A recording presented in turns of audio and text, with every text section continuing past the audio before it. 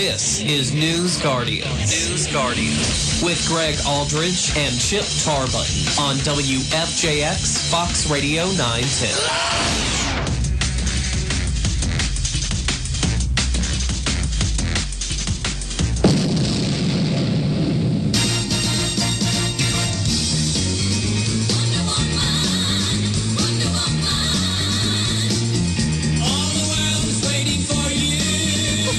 She's here.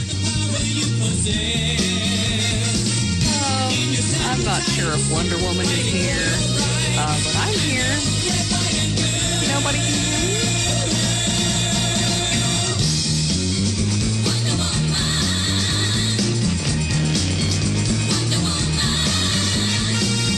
Now the world is ready for you and the wonders you can do. Make a heart let down, stop the war with love. Make a lie out, tell the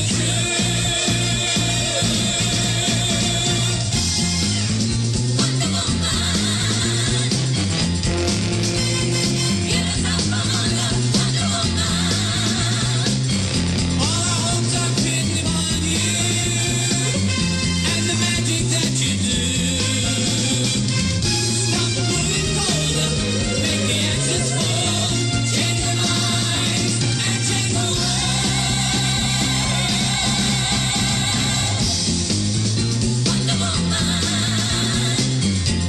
Oh, yeah.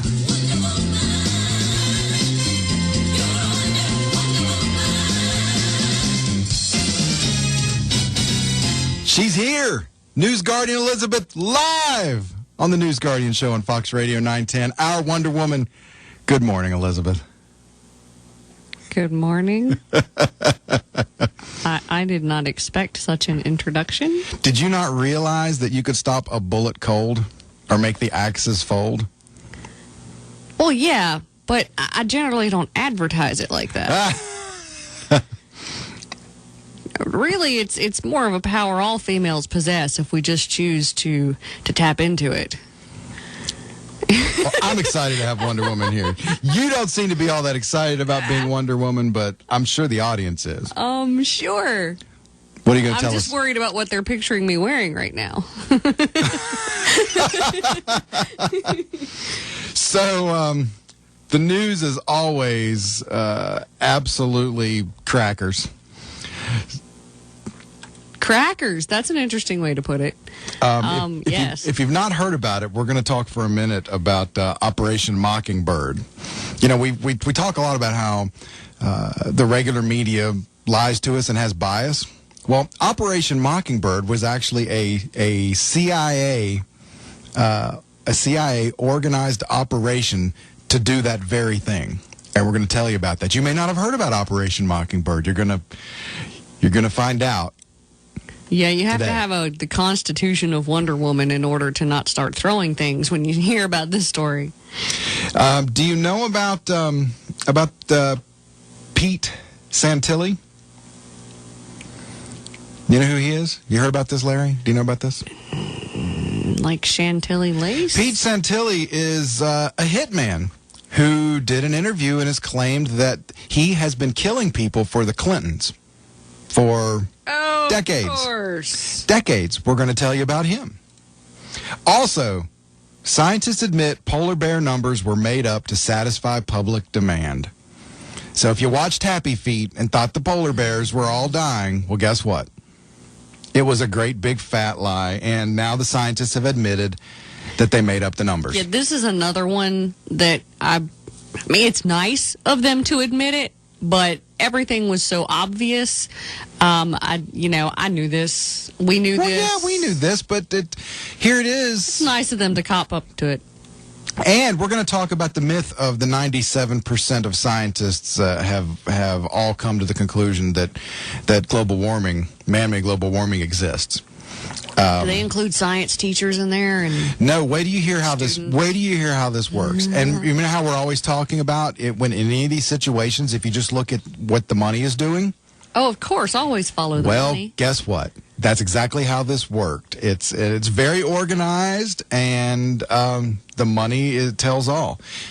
Also, did you know that Dutch scientists have successfully used a teleporting machine.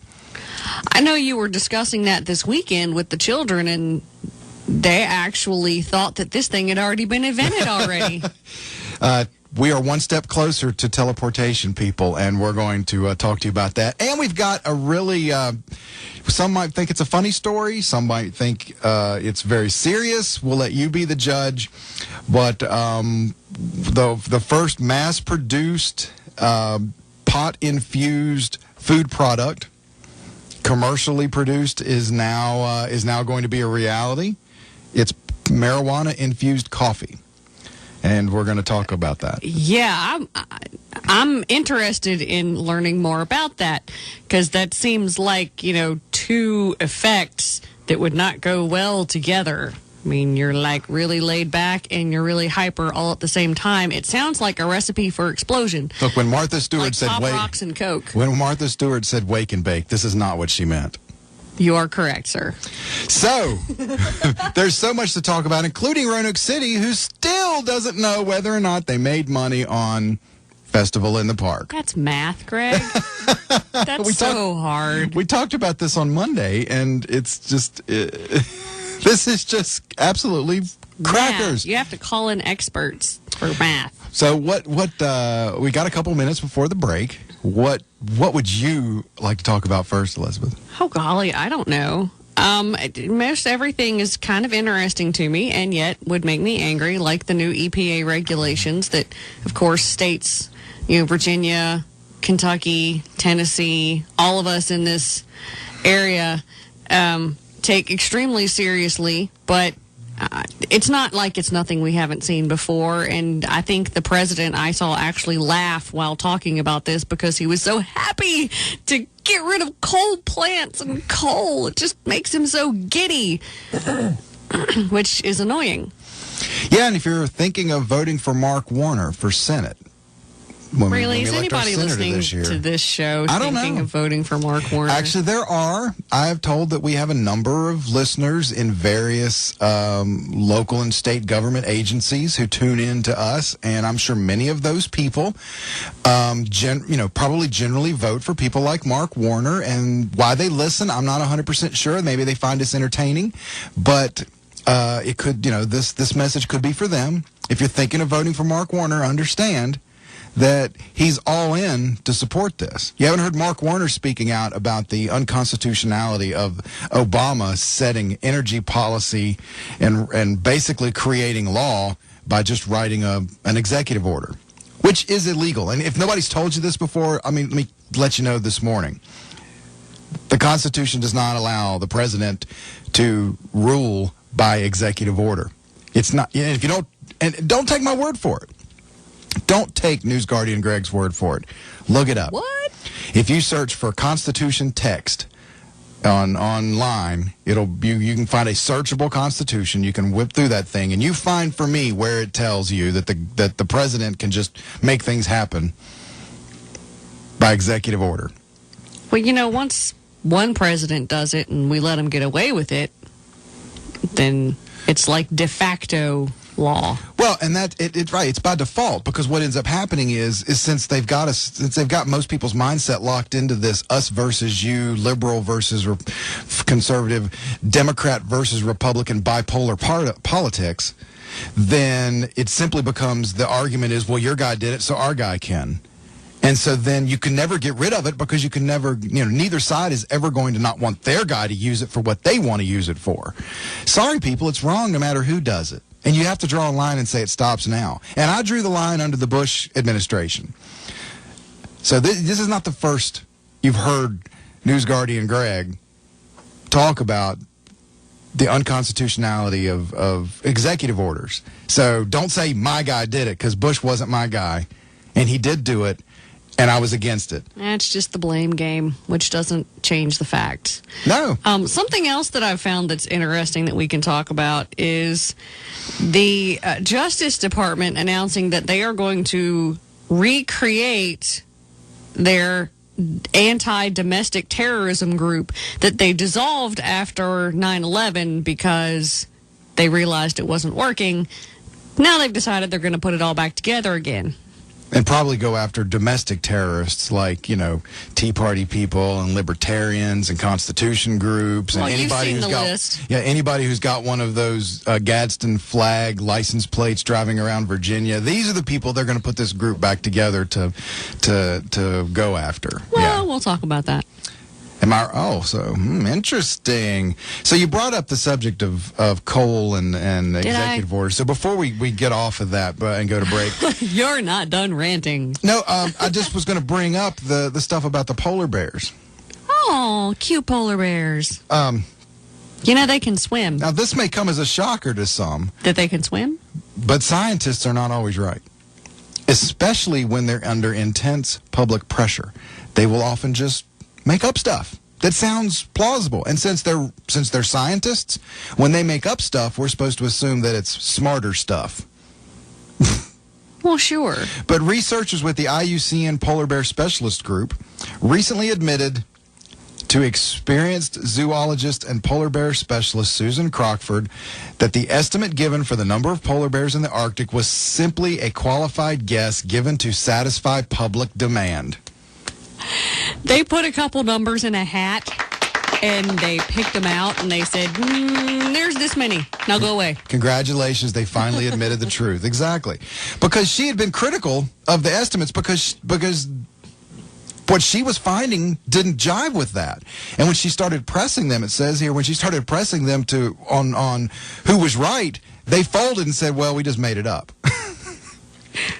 We went out, closed our eyes, put a dry erase marker board in front of us, and just made up some numbers. Is this a story you're going to put on newsguardians.com so people can laugh at it? I don't know. We should take a break, and we come back. I'm going to explain to you where 97%, because everybody's heard this before. You've heard all of the global warming people, and people in government and Charlotte Moore and Gene Morano and all of these whacks. Whenever they talk about this, when you press them for any kind of proof, they finally just get down to, 97, it's settled science, because 97% of scientists say it's true. And where'd they get that? From a T-shirt. Well, and we're going to tell you where that came from when we come back to News Guardians on Fox Radio 910. News Guardians on Fox Radio 910. We are back with our own Wonder Woman, Elizabeth. Good morning. Well, hello. So happy to have you on Wednesdays. Well, that's Wonder Woman Wednesdays. This is what we've got. Even when it's Libertarian Wednesday, we've got Wonder Woman Melissa. So I think Wonder Woman Wednesday should be a standing title for Wednesday. Wonder Woman Wednesday. All right, I'll let Melissa know. So before the break, we told you we were going to explain something to you. Now, if you pay any attention to all of this global warming, man-made global warming, climate change, blah, blah, blah, one of the things you've probably heard over and over again is that this is settled science, because 97% of scientists have already agree. They're all on one same page on this. Right? Yeah, I've seen the T-shirt. It says that. Okay.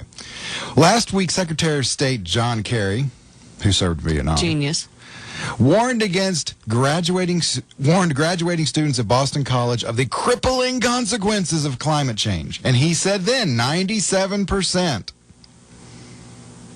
of scientists believe that, or not just believe, have proven evidently, they all agree that... Well, yeah. They've all looked at all of the data very carefully, and they've all studied it in their many different fields of science that all, of course, make them qualified to understand all of these things.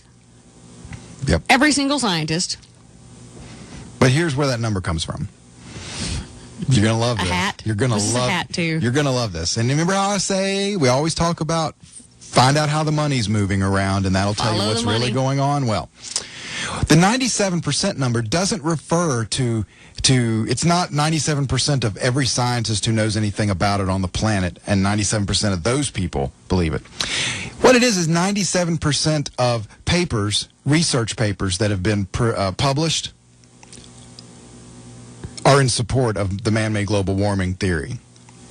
Now, you may think yourself, well, that's kind of the same thing, isn't it? No. No, it's not. Do you just get published because you just wrote something? Can just anybody get published? No. No. And it's even more insidious than that. The reason why those 97% of those research published papers exist is because they were paid for by grant money. Where does grant money come from, Greg? Grant money comes from the government or through learning institutions, universities, to pay for research. Now, can you figure out, because you're a smart lady, why would 97% of these research papers that are published all be in support of the theory that man is creating global warming because we drive cars and have coal electric plants? Ooh.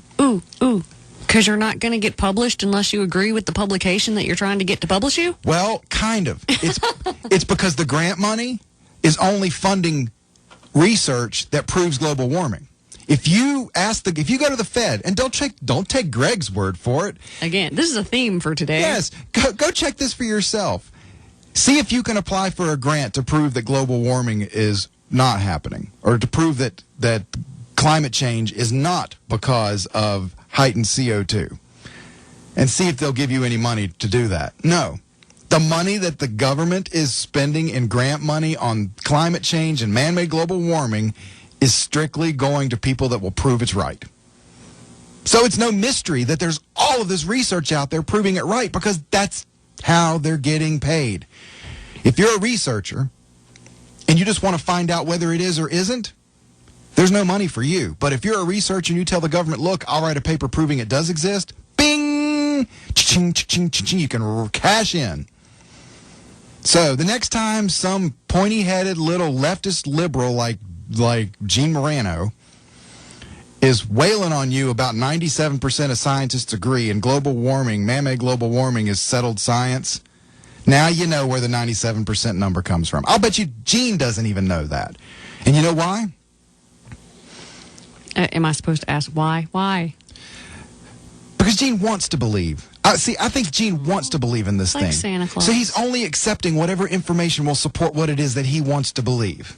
That's what I think is going on there. It's just a really good idea, Greg. Even if all the reasoning behind the thought process is actually junk science, it's just a really good idea. No. And see, here's where you're wrong. Because what is CO2? It's plant food. It's what the trees and our gardens, and it's what they eat. Sunlight, water, and CO2. And you know what really happens? Do you know what they really discovered happens when you have heightened CO2 levels on the planet? And they have matched this up now to the core samples that were supposedly proving that we're all going down the tubes because of global warming and CO2. Do you know what they discovered?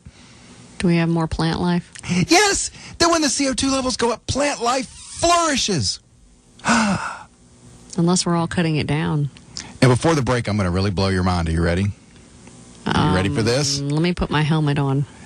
When you were in school, when you were taking physical science, IPS, and did they teach you about the law of conservation of matter? Yeah. Well, let me blow your mind. All of the carbon that is ever going to exist on our planet is already here. You can't make it. Yeah, I know that.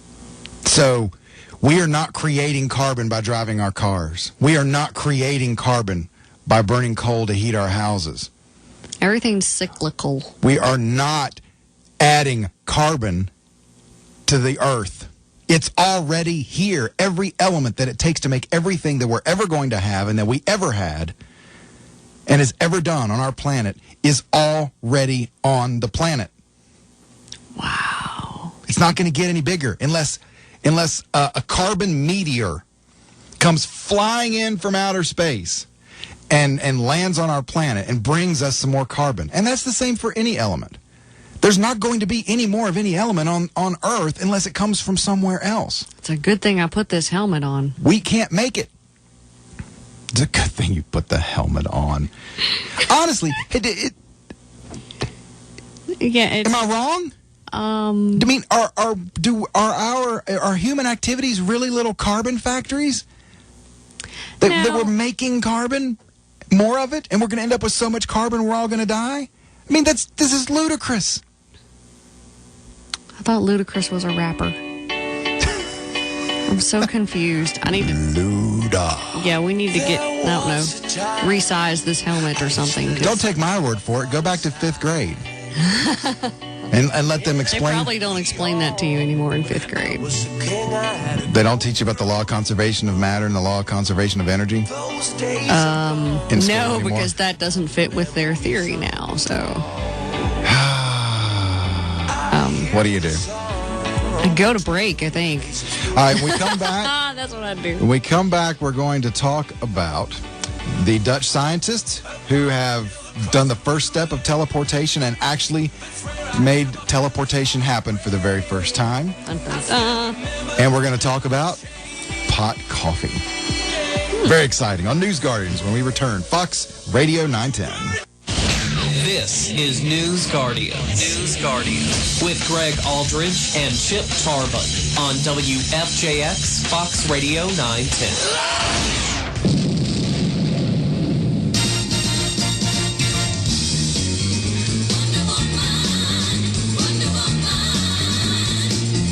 All the world's waiting for you.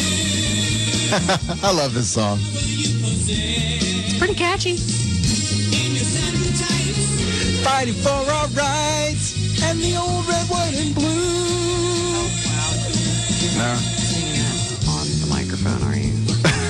Yeah, I was. I'm so sorry, folks. My Wonder Woman powers cannot stop that. Ready for you. Oh, I'm just happy to have you here. Why, thank you. With all the Thank you wonders you very can much. do. Yes. Stop a war with love? Yes. Or do you find that bricks and bats usually work a little better? Combination. Combination. Really. It's really not something that I can discuss openly. Oh, is it secret? It's, Were we supposed to keep this under wraps? Your superpowers? well, yeah, but it's kind of hard now. I think everybody is privy to my superpowers. We just don't talk about it openly like this. All right. So we said when we come back to the break, from the break, that we were going to talk about Dutch scientists who have teleported. Finally teleported something. I mean, this is amazing stuff. The hitman who says that he's been killing people for the Clintons for decades. And he also says that Bill is not Chelsea's dad. real father. Yeah, I've actually read that other places From other sources. too. And now I got to go find some pictures and look at the pictures and see if that makes sense. I mean, we know she looks like her mom. I guess that's not in question. No. And if you've ever wondered, what part of the reason for the lies and the bias in the regular media might have been, we're going to talk a little bit about that this morning. It's because of a CIA operation called Mockingbird. Sure. But what everybody's waiting to hear about is the pot coffee, you think?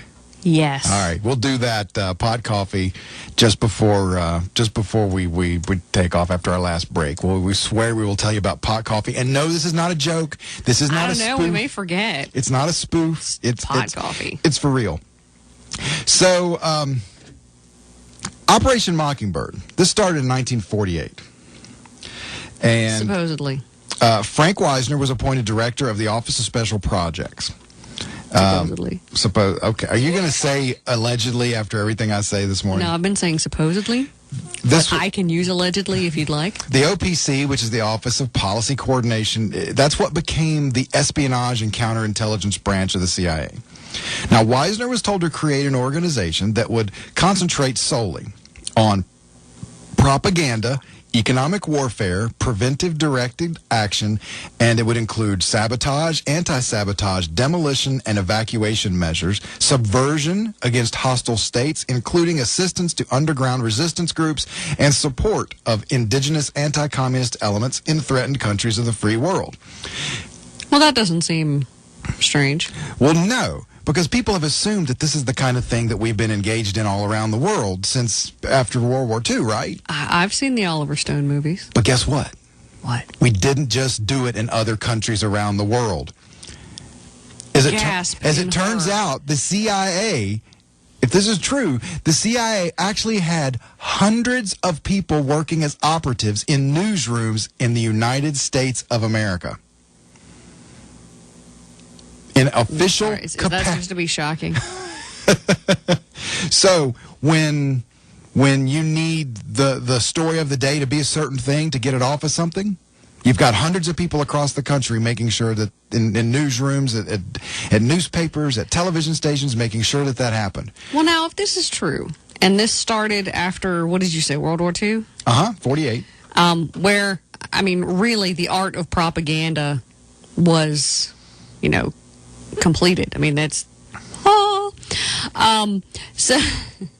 but if this is true and the CIA was paying reporters to become part of the organization and they were telling them what they should say and what they shouldn't say, and they really don't seem like they need to do that anymore. I mean, this operation can be sidelined because this is now part of the culture of journalism, is to support the government if the government is the people that you like, and you cover up for things if they screw up, and you distract the people, from different things if that's not what you want them to think about. So, I mean, and it may not simply just be because of a CIA operation. Part of it, I believe, is the realization in the last 10 to 20 years of the media, with the growth of cable and the growth of the internet, of their actual power that they hold of information. And with the reputation that they had from the older days of the news and the reporter, these are respected people. These are people that won't lie to you. And with that coming forward, with the realization of their power, they're going to use it to manipulate people and make them think the things they want them to think. Well, now, whether or not that was a CIA idea at the first, I don't know. Well, and just because the CIA was involved in this, and this makes it easier. They weren't just in the newspapers and the newsrooms. They actually were working in the wire services that provided the stories that everybody drew from. I mean, if you work at AP and you do Reuters, yeah, then or AFP, your story is going to end up hitting a huge percentage of everything across the country all at once, because those are the services they use for reporting outside their sphere where they have their own reporters in.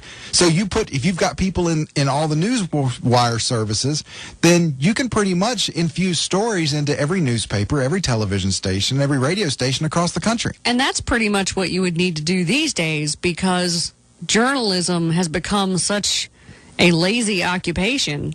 I mean, it used to be you'd get this information and you'd call somebody to try and verify it. You would call where this happened to try and get, an interview or more information. I mean, these were standard practices. Now you get that thing from, like you said, AP, and you go, oh, look, news. And you put it on the teleprompter and somebody reads it. Basically. But supposedly what that person is reading, somebody is supposed to have written, researched, and prepared properly. Right. The trust and verify has moved to just trust and read. Yep. Which is not how this was supposed to work. So, and we're not saying that all of this was as the result of, I'm not at least, of this CI operation. Because they're not the only group. That's not the only organized group that wanted to propagandize people using media outlets. They're not. There's lots of groups that want to do that, small and large, all fighting with each other over what their goals are to get people to do and to believe by using the media. And so a lot of the conflict sometimes you see in the reporting the stories is because one group or another is trying to push their version of something. So it's not like every lie that was ever told since the 40s, is part of Operation Mockingbird. They're but one group that is trying to use the media to change to tell people what to think and believe because they're trying to achieve a certain goal. There's tons of them. Well, sure, and that's where the controversy came in with the advent of what people consider conservative news. Fox News, Rush Limbaugh, the Laura Ingrams, all of these folks that once the airwaves got freer and the internet popped up and more people could afford to buy their own cable channels, blah, blah, blah, the usual original suspects lost that ability to be the only ones providing the information and manipulating how people thought. And now, they still obviously have a strong hold on that with their reputations and the idea that news is king. But yeah, I mean, that's where you're seeing a lot of, especially on the internet. So do you think Walter Cronkite was part of Operation Mockingbird, or do you think that Operation Mockingbird hated Walter Cronkite and were fighting to try to undo what he was saying? I think that, like Walter Cronkite, people of that nature, it's nothing new. They were made to feel special with a CIA informant that comes to them and says, "Hey, if you say this, this is going to happen. This is really bad. We really need you to kind of stay off this right now. I'm just telling you this because, it's important to our country, blah, blah, blah." You say that, you make the reporter feel special, and you drop some information on him as an informant. And with high-level government informants, there's not a lot of fact-checking that you can do. So you kind of have to trust your informant. And there you go. With the stuff that I read about Operation Mockingbird, I keep wanting to call it Mockingjay, and that's just... No, that's not right. With Mockingbird it's not that they had people trained in the CIA and tried to make them journalists. They had people in the CIA going to the journalists and saying, "Hey, blah, blah, blah, blah, blah, you're awesome." Well, no, blah, they blah, had blah. both.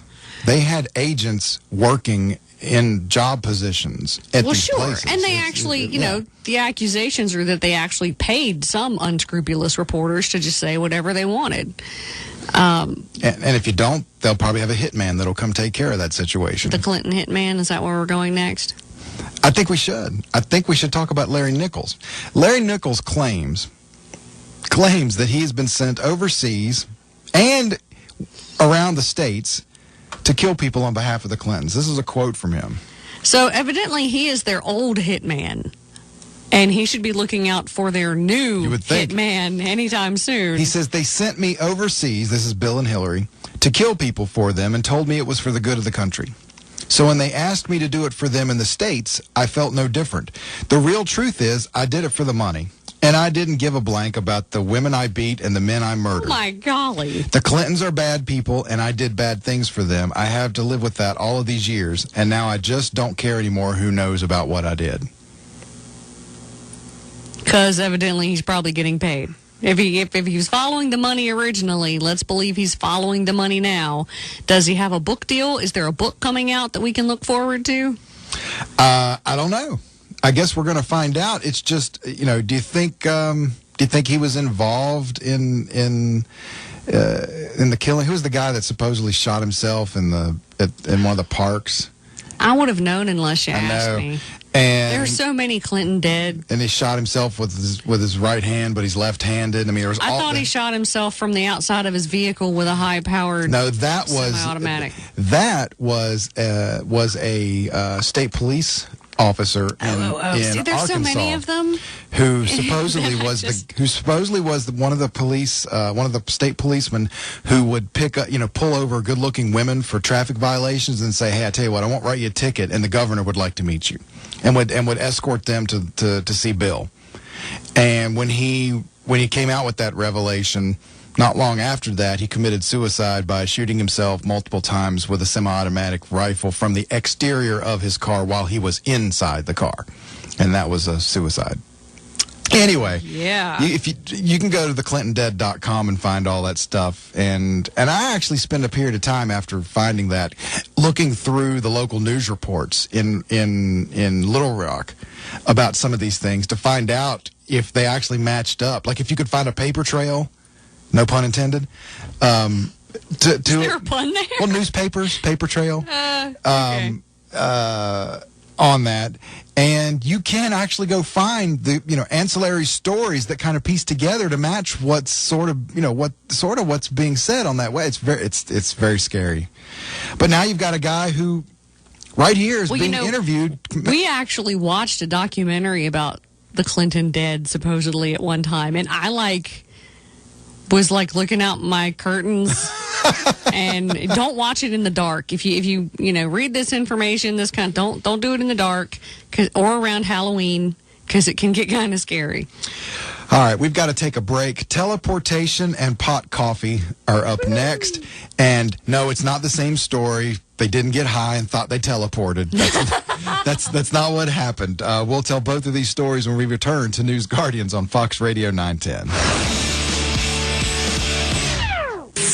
News Guardians on Fox Radio 910. Welcome back. Elizabeth's reading this pot coffee story, and it's just cracking her up. Fabulous. Oh, I gotta get my microphone down here. That would be helpful. So, I don't know.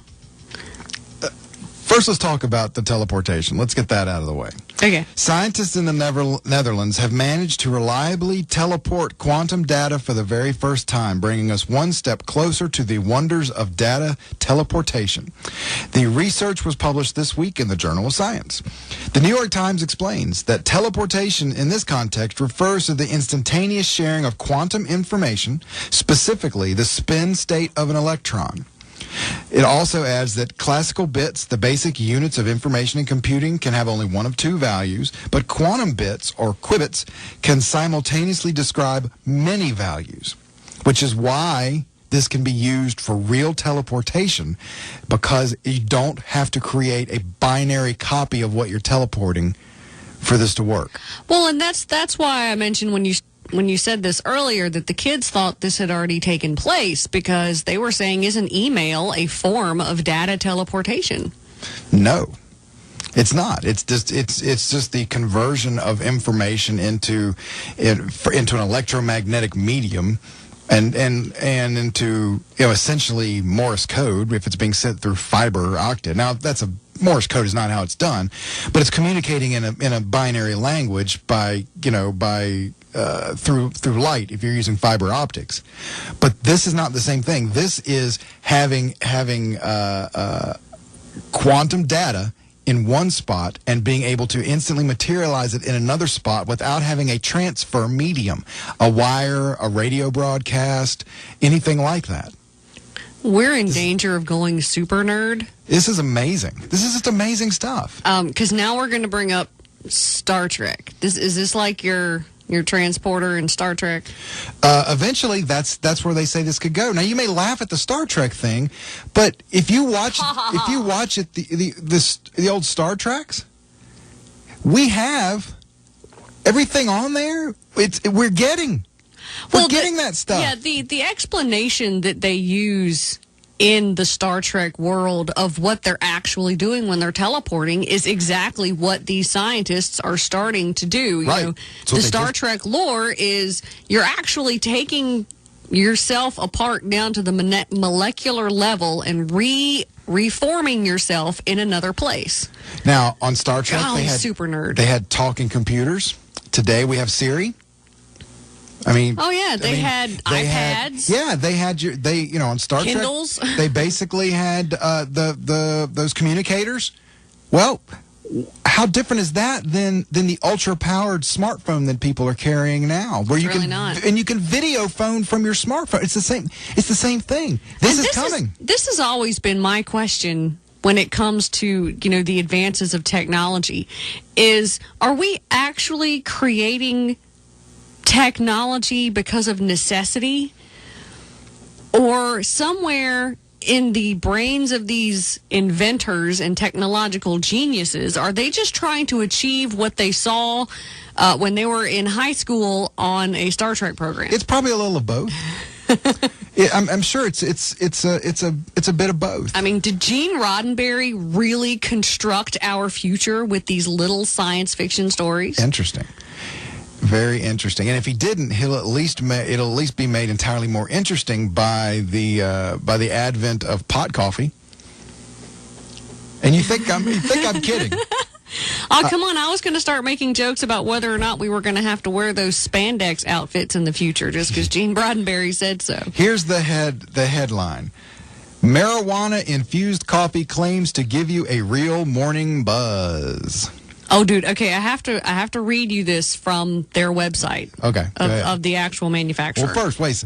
This is let me give the background of this, and you Okay. can read that. A new product promises drinkers a jolt of something extra than your normal daily dose of caffeine. A Washington State-based Mirth Provisions company plans to release a cannabis-infused cold brew coffee called Legal, as the new product will only be available in markets where marijuana is legal. Seriously, this is not a joke. Go ahead. Okay, you ready? Yeah. This is from their website. Drinking this coffee is like riding a cool avalanche of pure deliciousness down a tall mountain and landing in an ocean of good feelings. That's awesome. This is hilarious. Wait a second. It also says that their coffee is, quote, mighty refreshing, poured over ice, or just sip straight from the bottle. Knock one back with your comrades, or take on the day with a smooth buzz and a grin a mile wide. Yeah, I don't get it. I mean, isn't pot supposed to make y'all lackadaisical, and then the coffee is supposed to, like, perk you up for the day? So what are you, just like... Don't worry that this is going to be all that habit forming, because they're going to sell this stuff for $10 a drink. This is more expensive than Starbucks. This is like getting Yeah, but a not shot as of... expensive as crack. This is like getting a shot of That's what I've Irish heard. whiskey. Okay, Maybe that's a good analogy. Or it's like getting a comparison. shot in your coffee to make Irish coffee. Yeah. I don't, It wasn't there some part of the story that recommended that you not have Yes, more it than says- one a day? It says marijuana-infused food is all the rage these days, with pizza shops and food trucks and other whole food lines popping up. But healthcare professionals are cautioning not to overdo it. So you should forget about that second cup. Yeah, I can't believe they want people to drink this and then go to work. This is awesome. This is so much fun. Oh man, Isn't this better than talking about? what if you drink the pot coffee, you have the one cup, and then because it's pot coffee, you forget and you have that second cup because you don't remember you had the first cup because it's pot coffee. Maybe they'll start using this stuff like the patch or the gum, and it'll be a way to get people off of pot. They'll go from smoking pot to drinking the pot coffee, so they can finally And just then drink just real straight coffee, coffee. and then they wean them off pot. Or you may end up like people I know that are smoking cigarettes, wearing the patch, and chewing the gum all at the same time. Dude, I don't know. these people don't breed, right? I mean, there's... Oh no, they do, and evidently these are mostly who's breeding these days, and so it's no wonder why everything is so screwed up. Oh, I'm sorry, Gene Poole. Well, it's been fun, Wonder Woman Wednesday. It has. We're out. We just have a few seconds. Chip and I'll be here tomorrow together on Fox Radio 910. Have fun. Laura Ingram. The left is in a seething rage against America. Even though they have their guy in at the White House, they have all of Hollywood on their side. They've made inroads in churches. They've made huge inroads in the courts.